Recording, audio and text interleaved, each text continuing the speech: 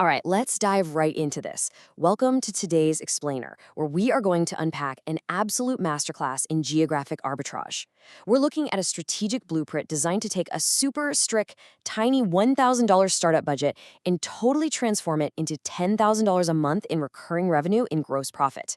If you are fascinated by the idea of leveraging exactly what you have, exactly where you are, to generate some serious cash flow, you are absolutely in the right place. Here is our roadmap for today. We'll start with the setup and constraints, then look at three specific ideas: firewood wholesaling, prefab ag structures, and event equipment rentals. Finally, we'll wrap up by seeing how this all funds the ultimate agrarian dream. So, how exactly do you build a $10,000 a month business with less than $1,000 in your pocket? If you follow the ethos of serial entrepreneurs like Chris Corner, you'll realize the answer almost never involves some flashy tech startup. Actually, the real secret to crazy rapid cash flow, it usually hides in unsexy, low barrier, quote unquote, boring businesses. We're talking about service and product models that exploit geographic advantages to keep costs rock bottom while still tapping into premium high-end markets. To really get this blueprint, we have to look at the operator's actual reality. Picture this: you've got a strict $1,000 startup budget. As for assets, well, you're sitting on 20 acres of unrestricted rural pasture out in Connorsville, Indiana. You've got a weather-secured dirt floor barn, a truck, a flatbed trailer, and a cargo van. Pretty basic stuff. But here's the absolute kicker. The primary operator has some real physical limitations. We're talking zero heavy lifting and absolutely no crawling allowed, period. And the ultimate end goal? To generate enough cold hard cash to transition this land into a full-on working cattle and poultry farm. So how on earth do you solve a seemingly impossible lifting problem while raking in cash? Well, it boils down to subsidizing a local teenage labor force and setting up a highly targeted rural to metro supply pipeline. All right, let's jump right into idea number one: firewood wholesaler. This model is, honestly, brilliant. It's all about intercepting free timber waste and flipping it into a high-volume B2B product. You start by just chatting up local tree services. Normally, these guys have to pay tipping fees just to dispose of felled timber. So you offer up your 20-acre farm as a totally free dumping site. Boom, zero-cost raw materials. Next up, all that backbreaking work, the splitting, the packing, you completely outsource that to local teams working right there in your barn. You act strictly as the logistics and sales manager, distributing these high-margin bundles out to local state parks and gas stations.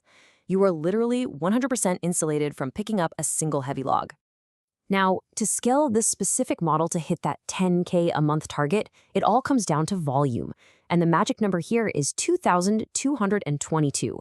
At a highly competitive wholesale price of $4.50 a bundle, you've got to process and deliver exactly 2,222 bundles of firewood every single month.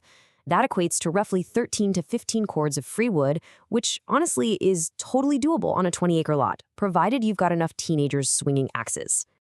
Let's break down the math here, because it's incredibly transparent.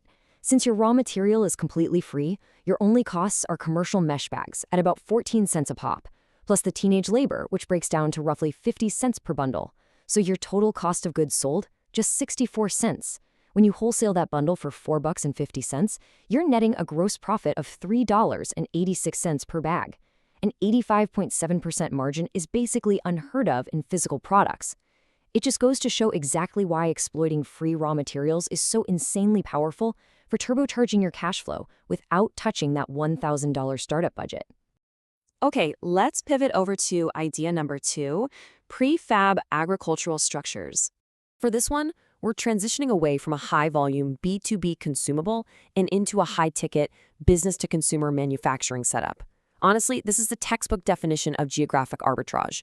You go out and buy cheap, rough-cut lumber from regional rural sawmills. As the operator, you design the templates, and then your youth labor physically assembles the structures, like heavy-duty chicken tractors or raised garden beds, right there on the dirt floor of your barn. Then you load them up on the flatbed and drive an hour out to affluent suburban enclaves in Indianapolis or Cincinnati. Think about it. You're manufacturing at rural dirt floor prices, but selling straight to the booming premium backyard homesteader market. And scaling this model, it's ridiculously efficient. To cross that $10,000 monthly profit threshold, you literally only need to manufacture and sell 3 to 4 large structures a month. We're talking custom equine loafing sheds, things like that. You aren't grinding out hundreds of microtransactions, you're just closing a handful of high-ticket organic leads that you find right on Facebook Marketplace. Just look at the absolute profit per unit on this. A custom, rough-cut run-in shed can easily retail for around $4,200 out in those wealthy suburbs. Your materials from the local mill, they'll run you about $1,000, and you pay maybe $200 for the teen labor to put it together and help deliver it. That leaves you with a massive $3,000 in gross profit per single unit. But wait, how do you even afford the lumber when your total startup budget is only $1,000? Easy. You mandate a 50% upfront non-refundable deposit from your buyer. The customer's money literally buys the materials, so your initial budget stays completely protected. And that brings us to idea number 3, event equipment rentals. This one is our wildcard option, and I gotta say, it might actually be the most lucrative of the bunch. The concept is building rustic event equipment. Think massive wooden wedding arbors or those heavy farm dining tables, and then renting them out over and over again. Chris Corner talks all the time about how boring businesses, especially niche equipment rentals, are quiet millionaire makers. Remember his case studies on renting out $50 washing machines? Well, we are taking that exact same recurring revenue logic and applying it to the premium wedding and event industry. That rough-cut, visible-grain farm aesthetic is easy to build with rural lumber, but in a high-end, metropolitan wedding market, that contrast commands absolute top dollar. To scale this rental model up to our $10K a month target, you only need to book 8 mid-sized wedding event rentals per month. When you break that down, it's essentially just 2 events per weekend. That's it. And you've got to see how powerful these economics become. Once you use your initial deposits to actually build your inventory of tables and arbors, your asset cost literally drops to absolute zero. A weekend package rents out for around $1,300, which includes delivery. So your only ongoing cost is the $150 you're paying your teenage labor force to handle the Friday setup and the Sunday teardown. You clear $1,150 per event. The teens are doing all the heavy lifting, and the operator, you're literally just driving the van and shaking hands with fancy wedding planners. So let's put these 3 blueprints side by side and see which one really comes out on top. Understanding the transaction types and startup costs here is absolutely crucial. Now, firewood has zero material cost, but it demands relentless, non-stop volume to work. Prefab, on the other hand, gives you these massive $3,000 single transaction profits funded completely by upfront customer deposits, preserving your budget. But check out event rentals. They yield the absolute best long-term margins at 88.4%. Why? Because you build the asset once and then you monetize it infinitely. It really just comes down to running tight logistics. Finally, we arrive at phase 5, funding the agrarian dream. Let's bring this entire strategy full circle, because the goal was never just to run a firewood gig or a rental company, right? It was always about funding an agrarian end state, a profitable cattle and poultry operation on those 20 acres. Once you hit that $10,000 a month mark, which you should be hitting within the first 6 months, you take that surplus capital and deploy it straight into permanent farm infrastructure, no taking on debt. But honestly, it's about way more than just the money. That teenage labor pool you spent months training to pack wood or set up tables, they seamlessly transition into reliable farmhands. And if you went the prefab route, you now have the exact templates and skills to build your own chicken tractors and livestock shelters at pure cost. The business literally incubates the farm.